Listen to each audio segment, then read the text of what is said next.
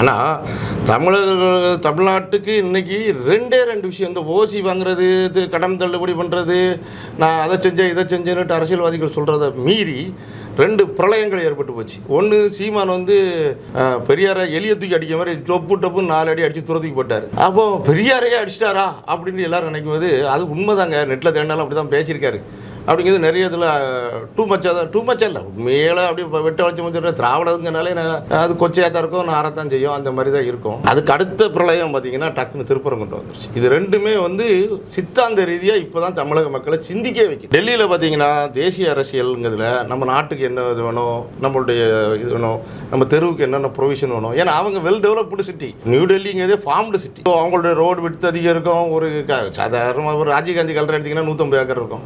இது இப்படி இருக்கும். அவ்வளோ வாஸ்ட் ஏரியாஸ். இங்கே பார்த்தீங்கன்னா ஒருத்தர் விட்டு இடிச்சுக்கிட்டு இன்னொருத்தர் இருப்பான், ஜன்னலுக்கு சண்டை விட்டுக்கிட்டு கிடப்பான், போலீஸ் ஸ்டேஷனில் போய் பஞ்சாயத்து ஆகி 5000 மாமூலுக்கு வேணாலும் கட்டவனே ஒழிய இவனுக்கு அந்த மாதிரிலாம் இவன் ஃபார்ம்டு சிட்டியில் இருந்தவன் கிடையாது.